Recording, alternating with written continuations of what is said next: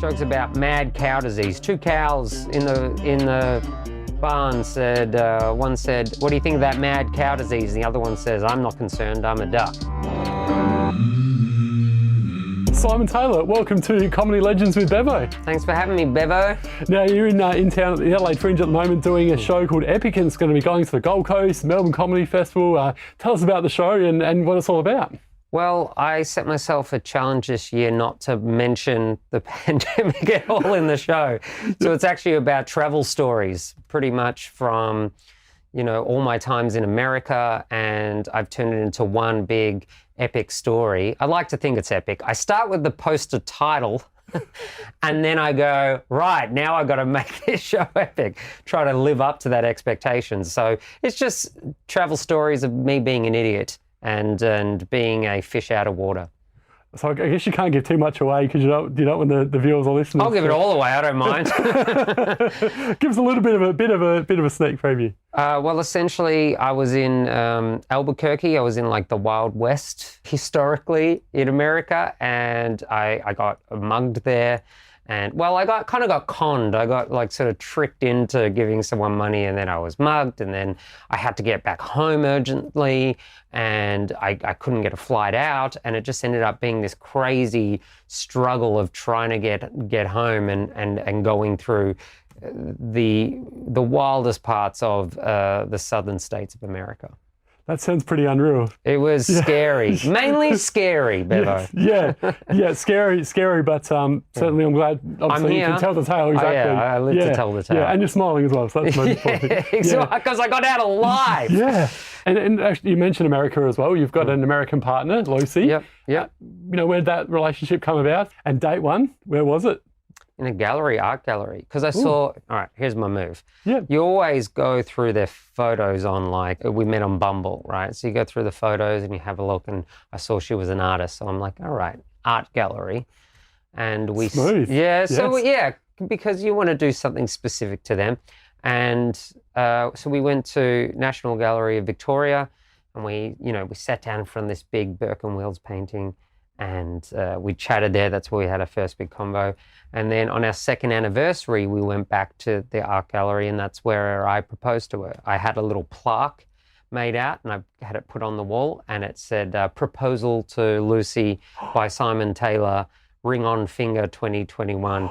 Well, and so we were fine. just like walking by and like, oh, this is where we first chatted. And then I'm like, oh, what's that? And she looked at the plaque and was like, oh my God. I proposed to her there. That is 2 ticks in the box there. Very smooth for your first date. And the proposal, very smooth. Yeah. Yeah. And I always teased her. I said, why don't you propose to me? You should propose to me. And she's like, oh, well, it's traditionally the man. I'm like, so? We're not traditional. And after I proposed to her about 5 months later, she proposed back because I'd always teased her about it. So she created a scavenger hunt around Melbourne. I had no idea. We were just solving all these clues, and then she eventually, got down on one knee and proposed to me, and it was nice. So all that teasing paid off. I got to experience it. So it's really, it was really nice. And speaking of America, 24 years old, young lad, and you were doing incredible things over there. You're actually a writer for Jay Leno. That's obviously one of the biggest shows around the world in terms of late night shows. What an experience, and what sort of writing were you doing there? It was crazy. I went over just to see a friend and do some gigs, and a producer from The Tonight Show saw me do stand-up and said, oh, you're funny, you should come to The Tonight Show, come meet Jay. And I just thought, oh, that's nice, I get to see the show. And I didn't even realize that I would meet Jay properly until after the show. And when I met him, I just kind of made him laugh. And he said, oh, okay, you're funny, send some jokes in. So I wrote one-liner jokes for him and sent them in. And the next day I had a contract. So it was pretty surreal. And I just basically every day for 2 years read the news and sent in jokes. And that was my life for 2 years. That's incredible. And what was Jay Leno like as a bloke? He's like a mechanic. He's just like a friendly, down-to-earth guy. He's, incredibly nice, incredibly supportive, especially when the show ended. He just told all the staff, and he told me directly, he's like, if you need anything, let me know. And he wrote me like a letter for my visa application. and sign that. I wrote a book and he gave me a quote for the back of the book. So he's just incredibly giving and a really nice guy, and yeah, just feels like he doesn't feel Hollywood or showbiz. He just feels like, oh, he could be a mechanic, he could be, some guy who owns a restaurant, he just seems like a genuinely, working class guy. And you still keep in touch, or? Yeah. When I need something, I reach out like, hey, can you give me a quote? But I just generally, hear from him over email very occasionally. Yeah. That's a wonderful story. And another wonderful story, speaking of writing, you've also been doing some writing for a Netflix show. Now, let me get this correct, Magic for Humans? Magic for Humans. Yeah, tell us more about that and your role there. Well, the first night that I was in Los Angeles when that producer saw me, I was doing a show for a magician. It was his lineup show. He was hosting it and I got a spot on it. So all the people I met that night are still my friends. So after writing for The Tonight Show, he kind of, picked me up and said, hey, do you want more writing work? And so I worked on the magic show. So I wrote a lot of jokes for it, but I did magic for a little while when I was 20, 21, 22, just quite enjoyed it. I was doing a lot of different styles of performance. I did improv, did spoken word poetry, I was singing and things like that. I was just writing in all these different mediums because I was really enjoying performing, really. And then when stand-up came along, I'm like, oh, this is the most fun. I'll just stick with this. So when Magic for Humans came about, I had that background in magic that I could kind of draw on. So I kind of merged both worlds of my comedy writing, magic writing, and was able to come up with, what we were really proud of, quite a funny magic show. At no point is the host really like, okay, let's be serious. This is where we're going to blow your mind. We were actually taking the piss a lot, which is so enjoyable when you can just shake the seriousness out of something. The Copperfield or the Chris Angel or the David Blaine are so mysterious, and I'm going to show you something that is going to change your life. Like we get to throw that out and just be idiots with magic, and that was super fun. I want to take you back to your very first show doing stand-up. What was that experience like? First ever stand-up gig, I think, was at the Comics Lounge in Melbourne, and it was just death. Like, I just died so hard. I think I'd watched a lot of comedians online, and they just appeared to be all energy. Like, if you came out with lots of energy and you acted things out, it'd be super funny. But I didn't realize there are jokes. There's a structure to a joke. There's a setup and a punchline, and I didn't get that. So I came on stage saying lots of things loudly with no actual substance to the joke or the bit. So I just flat out died, and I came off stage thinking, oh no, I need to do that again to get it right. And I think that's when I worked out I would be a stand-up, because if I had a good gig, I'd want to do it again. If I had a bad gig, I needed to fix it, so I wanted to do it again. So irrespective of how well the set went, I needed to get back on stage. And that's kind of how I kind of treat it now well, I got another gig ahead of me. I'll just do another one. And that's how you kind of look back and go, oh my goodness, I've been doing this for 12 years now. In terms of hecklers though, what's been some of the best lines you've heard? There's two kind of hecklers. There's either like middle-aged men who are kind of alpha males and they think they're helping, and they'll yell something out like, yeah, my missus said that, or something like dumb. And one guy, it was here in Adelaide actually, he said, you're crap, or I could do that better. And I said, what's your name? And he said, Kent. I said, it sounds super close to what I just thought you were. And so that was kind of like a nice moment that shut him up. But generally with hecklers, they're super drunk, and a heckler put down doesn't help, because they just think they're part of the show. So they'll yell out and you shut them down, with a great line, and then they'll go, yeah, that's great. They're not capable. They don't have the capacity to be embarrassed anymore. They're too drunk.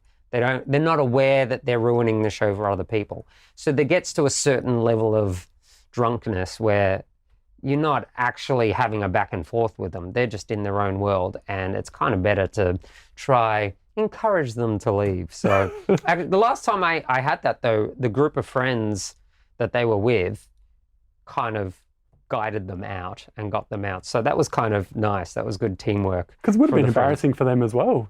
For their friends, yeah, they were super embarrassed. So they just said, "Oh, we're so sorry," and they got their friend a cab, and which is actually a very responsible thing to do. So I think we've had enough, alcohol education in Australia to just send your mates home when they've had enough. Yeah. So that was really heartening to see. Yeah, well said. And in terms of the passion for comedy, where did it come from originally, Simon? Like, was there someone on TV that you had growing up as an idol, or where did you really get that interest to want to be a stand-up comedian? Growing up, I always wanted to be a performer. Like, my dad told me I used to dress up as a clown a lot. I want to be a silly little slapstick clown. And so I was always drawn to that. I did drama at school and all that sort of stuff. I think growing up, I had like this CD of an Irish comedian, and he just told like pub jokes, like, oh, Paddy went down to the construction site and asked the foreman for a job, and the foreman said, I don't have enough work for my own men. And Paddy said, well, that's fine. I won't be doing much. And just dumb punchline-y, silly punchline jokes like that. And I used to listen to those CDs and thought they were super funny, but they were just all like, jokes about mad cow disease. 2 cows in the barn said, one said, what do you think of that mad cow disease? And the other one says, I'm not concerned, I'm a duck. Dumb jokes like that, right? Silly jokes like that. That was what I thought stand-up was, just silly jokes. But then I saw Rod Quantock. Now, he was a political comedian, and he would do jokes about politicians, about the economy, about social issues. I was about 13, and it wasn't until then I realized, oh, comedy can be about something with substance. So when I started doing stand-up, I actually was drawn to that style of talking about things that I thought were important, about social issues, about the big issues that I thought were really important. So he was a big inspiration. You don't see him on TV much anymore, but he used to be the Captain Snooze guy. Oh. Rod Quantock, that was his big TV gig. But his stand-up is incredible and just really cutting and political. And so he was a big inspiration for sure. And Fiona O'Loughlin was another one because she told stories. She'd tell these long stories.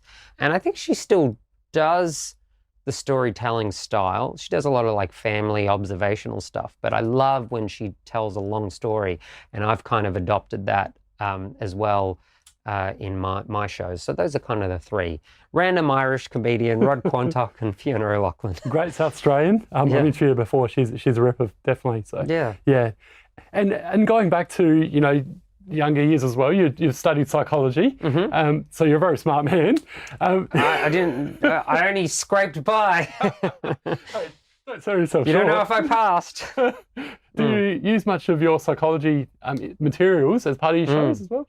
I think I use the education in the sense of how I organized my writing, how I organize my life, and also just how rigorous I am in preparing a show. If you've done research, you have to check things and double check things and have references and make sure things are true and accurate. And in my stand-up, I actually quite like doing that as well. I'll, even contact friends who are scientists going, is this accurate the way I'm making this joke? So it's just a strange commitment to science and academia that I have.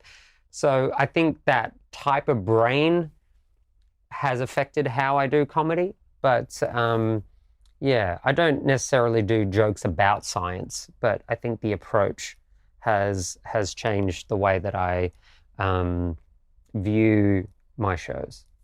And obviously comedy is your main focus at the moment. Any thoughts in the future of using the psychology, to get other jobs? Or I have been offered a PhD, and I don't want to be poor again.